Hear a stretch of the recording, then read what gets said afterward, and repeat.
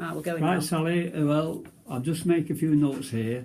Today, just for the record, it's February, the 5th of February 2015. It's a few days before my birthday, which is, you know, is the 13th of February, when I'll be 91. And I'm pleased to be able to record this for you.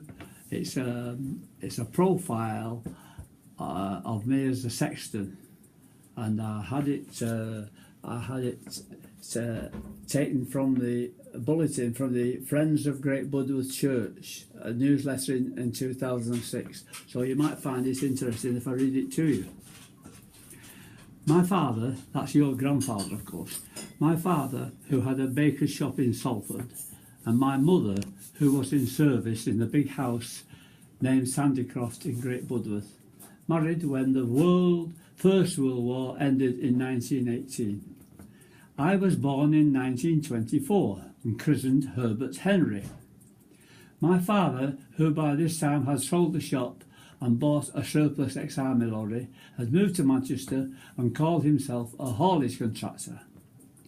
We were a large family of 6 girls and 2 boys, and mother's experience in service stood her in good stead, as we lived in a terraced house with gas lights and a cold water tap, etc. Looking back, we marvelled how she coped.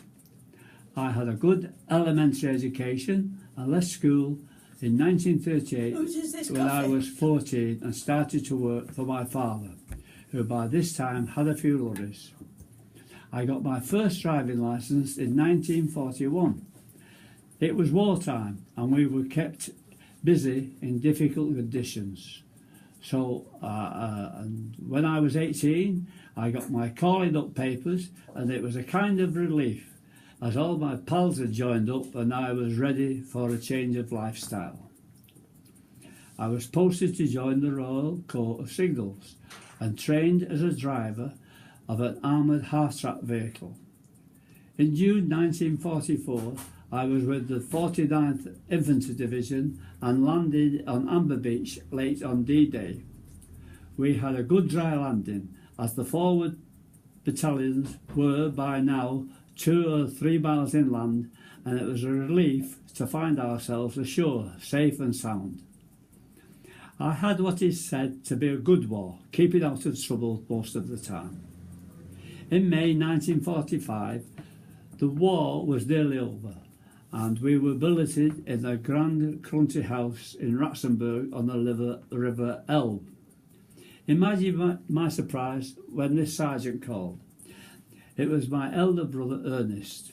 We hadn't seen each other for over 5 years. He had joined up in 1940 and so served in the 8th Army.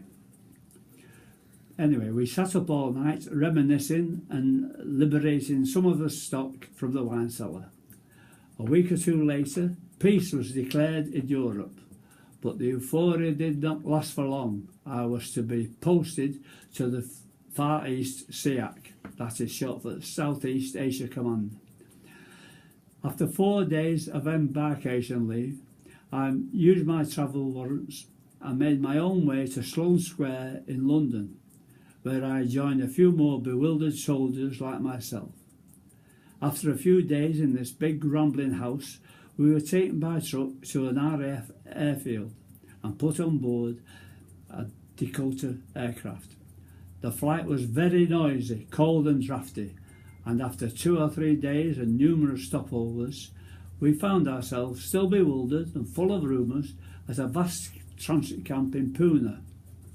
Here we stayed for a month or more to be inoculated, acclimatised, retrained and issued with our tropical kit, etc.